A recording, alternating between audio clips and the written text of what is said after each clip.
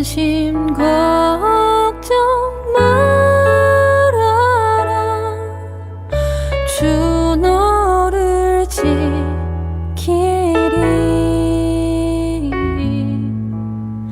주 날개 밑에 거하라.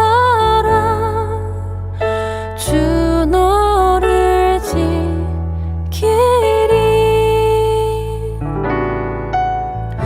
주 너를 지키리. 아무 때나 어디서나 주 너를 지키리. 늘 지켜주시리.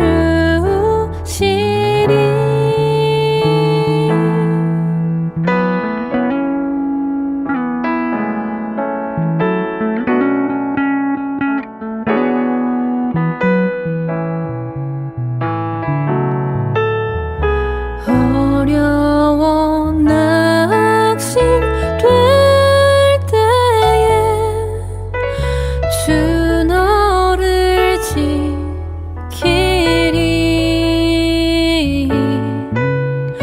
위험한 일을 당할 때 주 너를 지키리.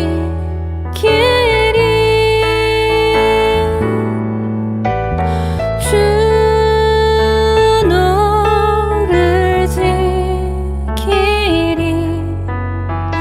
아무 때나 어디서나 주 너를 지키리. 늘 지켜주시리.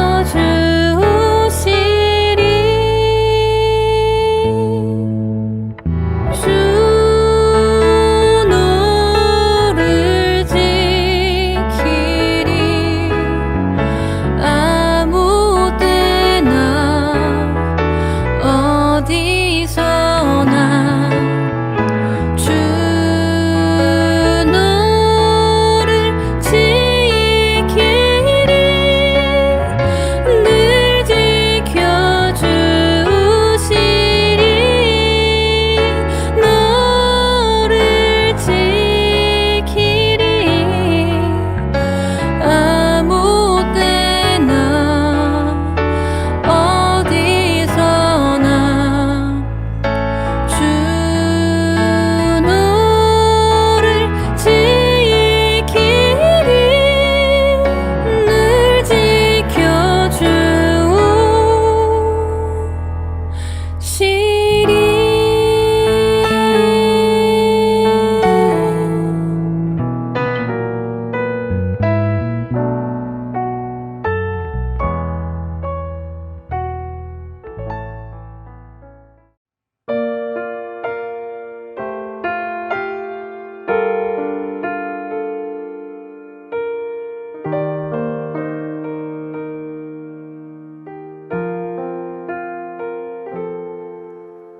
주 앞에 나와 제사를 드리네.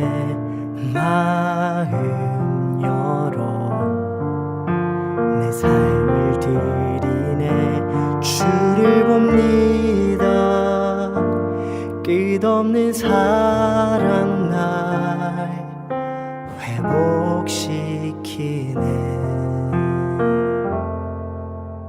주 앞에 나와 제사를 드리네. 마음 열어 내 삶을 드리네. 주를 봅니다. 끝없는 사랑 날 회복시키네. 이제는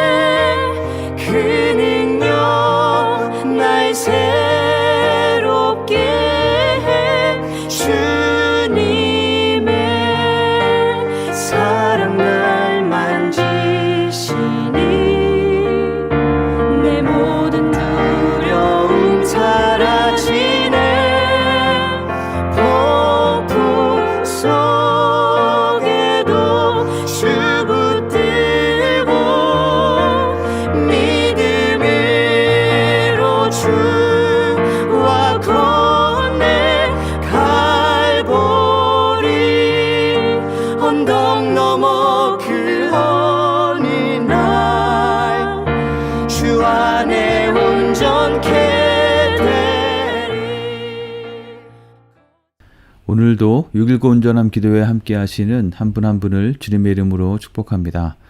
오늘 묵상할 본문은 창세기 20장 1절에서 18절입니다.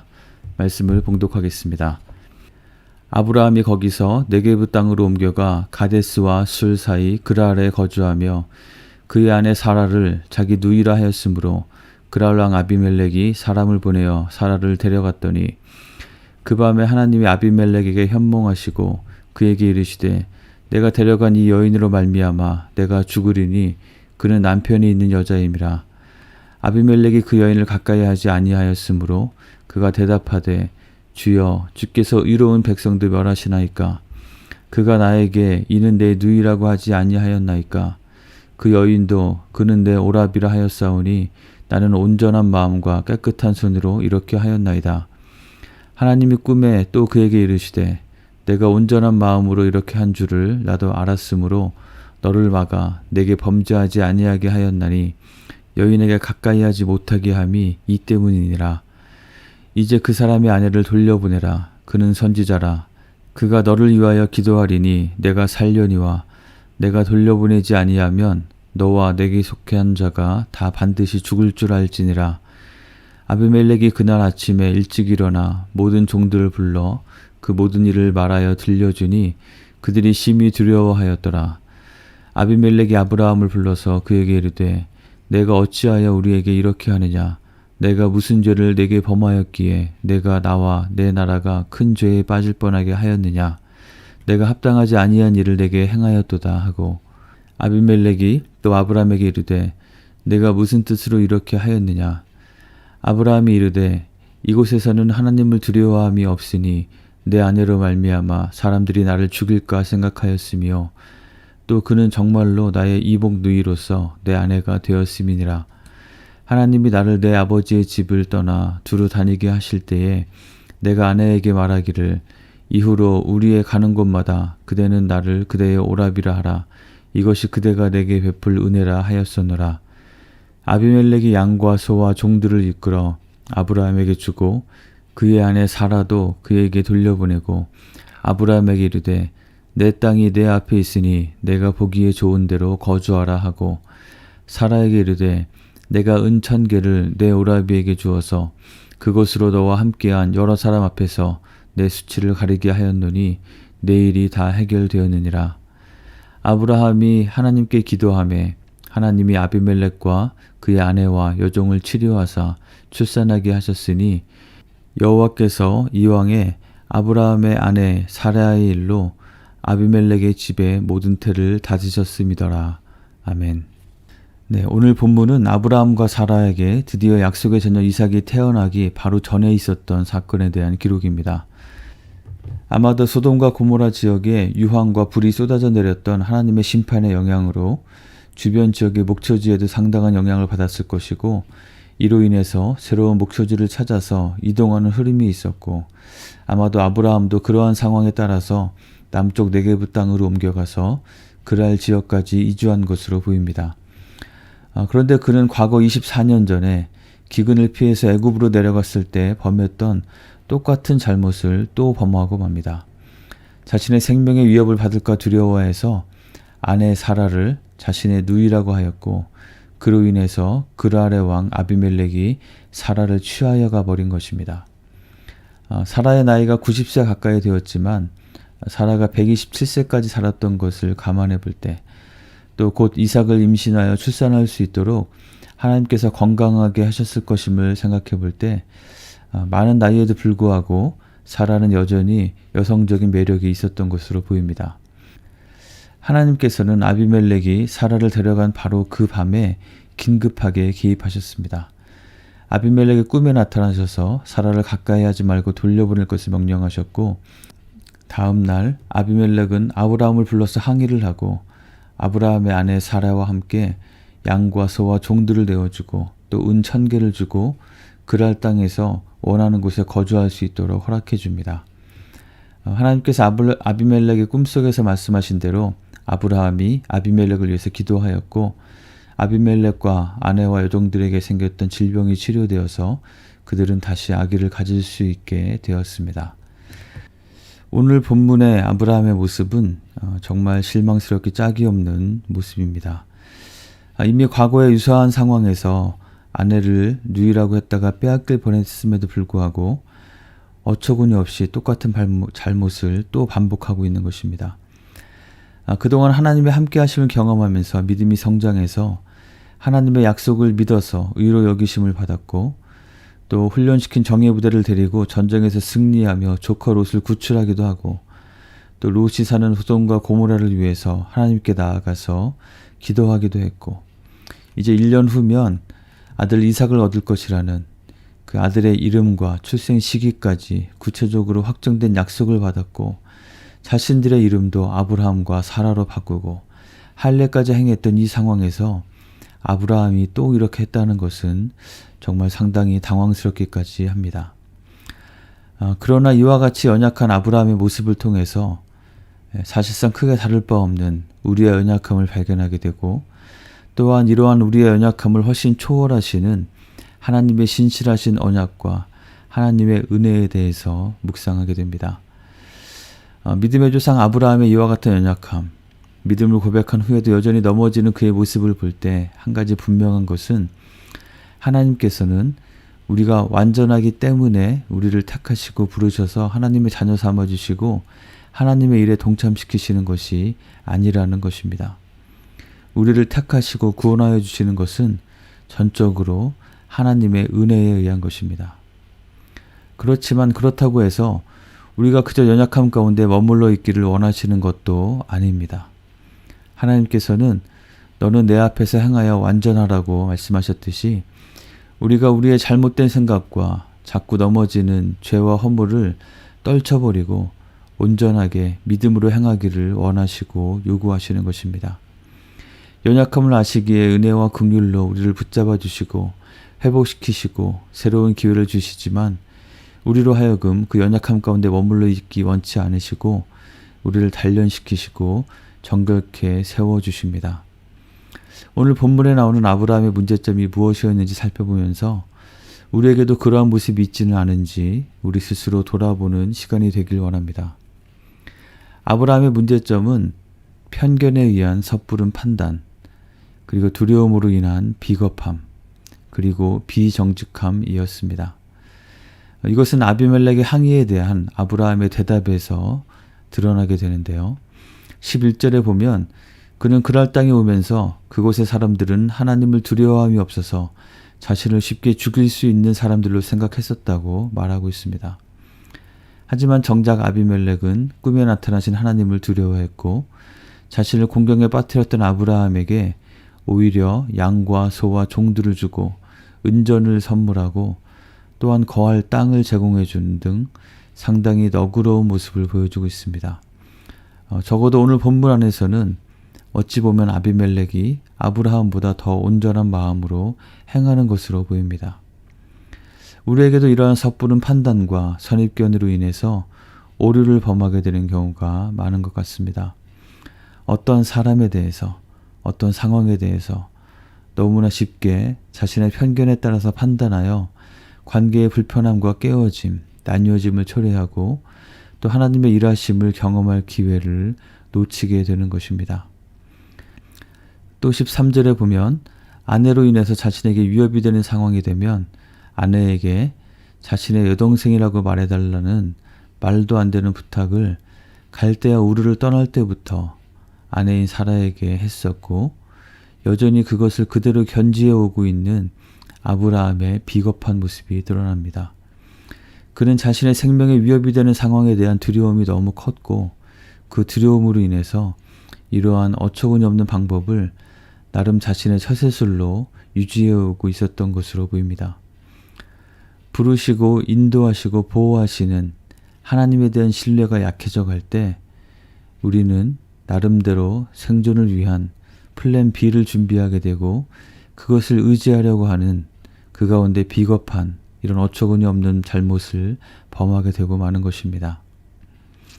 또 11절에 보면 아브라함에게 있었던 정직함에 대한 문제가 관찰됩니다. 어찌하여 아내를 누이라고 했냐는 아비멜렉의 항의에 대한 아브라함의 대답은 이것이었습니다. 그는 내 아내이지만 실제로 나의 이복 누이이기도 합니다. 그러므로 사라를 나의 누이라고 한 것은 거짓말을 한 것은 아닙니다. 자, 이 변명에 대해서 어떻게 생각하시나요? 그의 말은 사실인가요? 네, 사실입니다. 사라는 아브라함의 이복 여동생이었습니다. 그 당시에는 친족 내 결혼이 일반적인 것이었죠. 자, 그렇다면 그의 말은 진실이기도 한가요? 그렇지는 않습니다. 아브라함이 사라를 자신의 누이라고 한 것은 팩트, 사실이긴 하지만 그것은 진실은 아니었습니다. 사라는 이복 누이 정도가 아니라 자신의 아내였기 때문입니다. 이것은 바로 사실을 이용해서 진실을 은폐하거나 왜곡하는 경우입니다. 자신의 잘못이 드러나거나 손해가 되고 무언가 자신에게 불리한 경우가 될 때 진실에 대해서는 눈을 감고 외면하고 모른 체하며 적당한 사실을 내세워서 그 상황을 모면하라고 하는 그런 모습인 것이죠. 우리에게도 자주 나타나는 비겁한 모습이 아닌가 생각됩니다. 책임지지 않으려고, 손해를 입지 않으려고, 진실을 취하지 않고 그냥 적당히 피해가려 애쓰는 비정직함입니다. 이 정직함에 대해서 생각할 때 몇 년 전에 우리 교회에도 다녀간 적이 있으신 김진수 장로님의 선한 영향력이라는 책에 나오는 이야기가 기억됩니다. 이 장로님은 미국에서 사업에 성공하신 분이신데요. 기업을 매각하고 은퇴한 후에 캐나다에 있는 원주민들과 함께 지내면서 여러 가지 버섯과 고사리 등을 채집하고 가공, 유통하는 긱섬이라는 기업을 설립해서 운영하고 있습니다. 여러 가지 면에서 선교적 비즈니스의 좋은 모델로 좋은 본이 되고 있는 분입니다. 그분의 사역의 핵심 가치 중에 첫 번째인 정직에 대한 부분에 나오는 이야기 중에 이런 얘기가 있습니다. 송이버섯 철에 있었던 얘기인데요. 송이버섯의 수확량이 주문량보다 많아지면 버섯값이 폭락해서 원주민들이 많은 어려움을 겪게 된다고 합니다. 그래서 수확량이 많아도 가격을 안정시키기 위해서 고안한 방법이 남는 송이버섯을 건조해서 보관했다가 판매하는 것이었습니다. 그런데 건조를 하면 식감과 향이 떨어지기 때문에 생송이버섯과 건조송이버섯은 대략 30% 정도의 가격 차이를 가지고 수매를 하게 됩니다. 한 번은 캐나다 공휴일이어서 모든 바이어들이 문을 닫은 날인데 수확한 많은 송이버섯을 구매해달라고 한 원주민이 찾아와서 부탁했다고 합니다. 주문받은 것은 없었지만 그 사람의 사정이 안타까워서 그 송이를 건조해서 판매하기로 하고 건조용 송이버섯 가격으로 모두 구매해 주었고 그 사람은 정말 고마워하면서 돌아갔습니다. 그런데 그날 갑자기 새로운 주문이 들어와서 건조용으로 사용하려고 했던 그 버섯을 생송이버섯 상태로 그대로 판매할 수 있게 되었다고 합니다. 자, 여러분이 버섯 유통업 사장이라면 어떻게 하시겠습니까?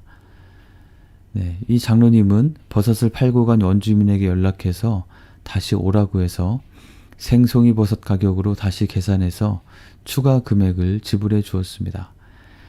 자신이 처치할 수 없는 송이버섯을 구입해 준 것만 해도 너무 감사한데 이렇게 다시 불러서 상황을 설명하며 가격을 추가로 지불해 주니 그분은 눈물을 흘리며 고마워했다고 합니다. 다음에 송이버섯철에 어떻게 되었을까요? 그 원주민의 도움으로 좋은 상태의 송이버섯을 필요한 만큼 어렵지 않게 확보할 수 있었다고 합니다. 사정이 딱한 원주민의 버섯을 전량 구매해 준 것만으로도 충분히 고마운 일을 해준 것임에도 불구하고 그 송이버섯을 생송이로 팔든 건조해서 팔든 그 사람은 알 수도 없고 어찌 보면 그 사람과는 이미 상관이 없는 일이 되었음에도 불구하고 그에게 이 상황을 알리고 버섯 구매 가격을 생송이 버섯 기준으로 다시 계산해서 추가 금액을 지불하는 것. 이 장로님은 그것이 정직이라고 믿고 그 핵심 가치에 따라서 비즈니스를 운영하고 있습니다. 정직하려면 손해를 감수해야 한다. 손해보지 않으려고 하면서 정직하게 비즈니스하는 방법은 없다. 속셈까지도 정직해야 한다. 하나님은 우리의 숨은 의도를 다 아신다. 하나님 앞에 정직하다는 것은 우리의 숨은 의도까지도 정직해야 하고 꼼수가 없는 것이다. 우리의 정직은 과연 어떤 수준인가요? 의도적으로 속이고 갈취하지 않는 것은 당연히 그러해야 하는 것일 것입니다.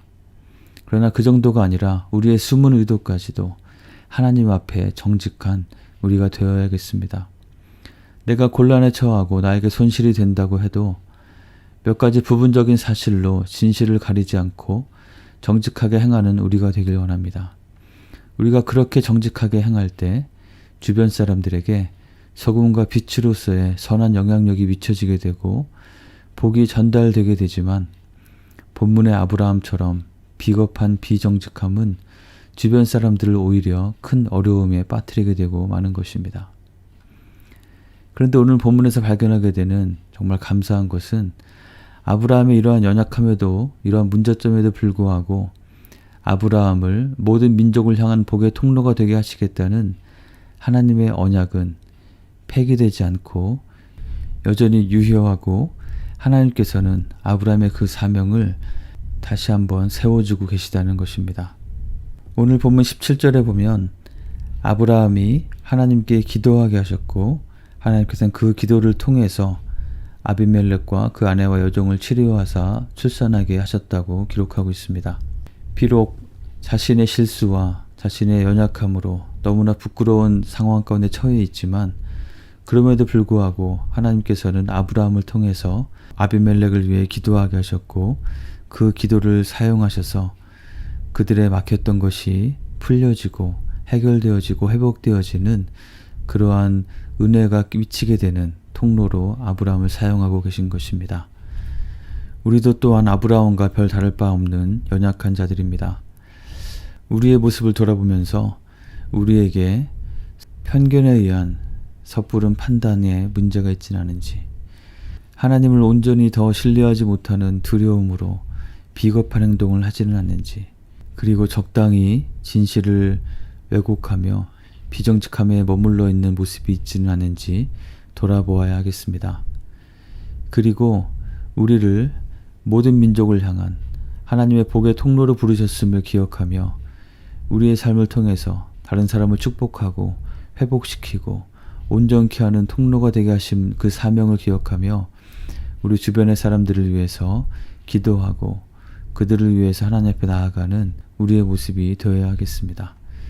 그래서 오늘 하루의 삶이 정말 하나님께서 우리를 부르신 그 목적대로 하나님의 모든 사람들을 향한 복의 통로가 되어서 우리가 있는 그곳에서 하나님의 복을 전하는 그런 삶을 살아가시는 한 분 한 분이 되시기를 주님의 이름으로 간절히 축원합니다. 오늘 말씀을 기억하면서 함께 기도하겠습니다. 우리의 있는 연약한 모습들을 이 시간 하나님 앞에 겸손하게 고백하며 나가길 원합니다. 우리의 연약함에도 불구하고 우리를 구원하시고 택하시고 하나님의 일에 동참시키시는 하나님의 그 은혜에 감사하며 다시 한번 하나님께서 우리에게 맡기신 복의 통로가 되기 원하시는 그 사명을 기억하며 우리 주변의 사람들에게 폐를 끼치는 것이 아니라 그들에게 하나님의 복을 전하는 오늘 하루의 삶이 될 수 있도록 하나님께 함께 기도하겠습니다.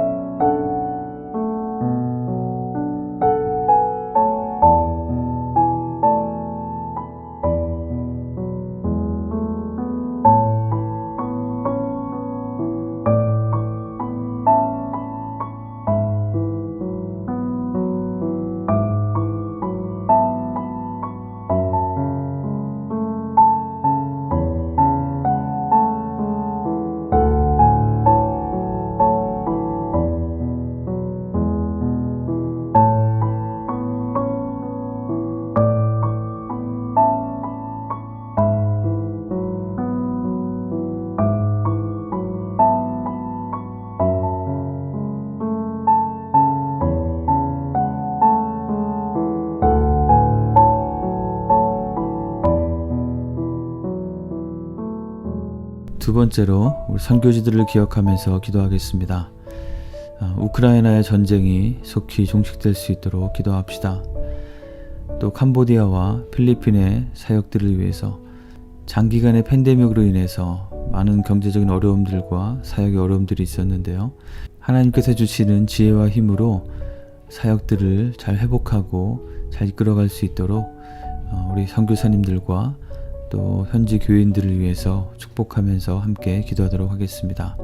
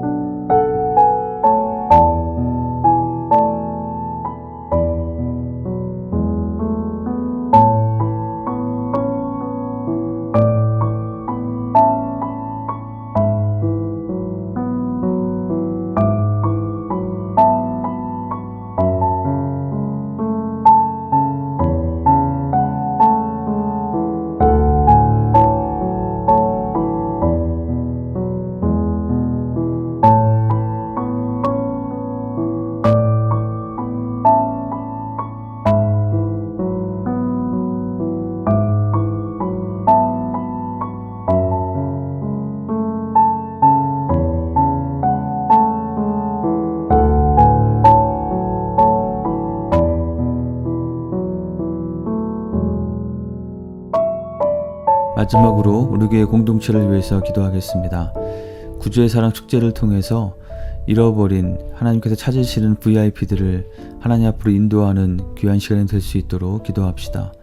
준비하고 있는 VIP 초청 행사의 모든 순서들이 잘 준비되어서 주님의 복음을 잘 전하는 귀한 통로로 사용될 수 있도록 기도합시다.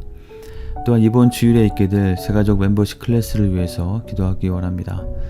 하나님께서 보내주신 사가족들이 우리 교회 공동체 안에서 잘 정착하고 함께 귀한 믿음의 공동체를 이루어갈 수 있도록 기도해 주시기 바랍니다.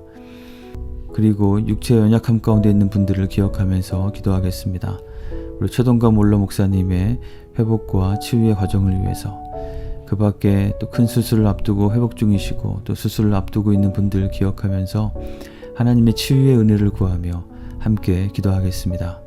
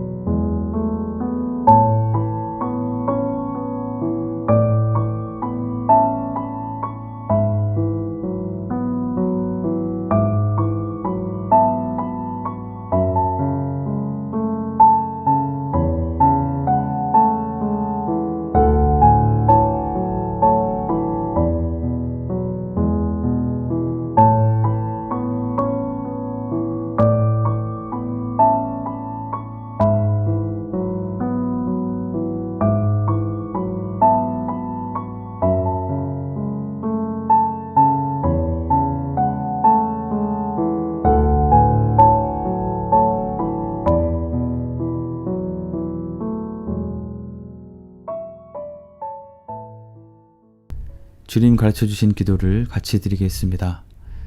하늘에 계신 우리 아버지여, 이름이 거룩히 여김을 받으시오며 나라가 임하시오며 뜻이 하늘에서 이루어진 것 같이 땅에서도 이루어지이다. 오늘 우리에게 일용할 양식을 주시옵고 우리가 우리에게 죄 지은 자를 사하여 준 것 같이 우리의 죄를 사하여 주시옵고 우리를 시험에 들게 하지 마시옵고 다만 악에서 구하시옵소서. 나라와 권세와 영광이 아버지께 영원히 있사옵나이다. 아멘.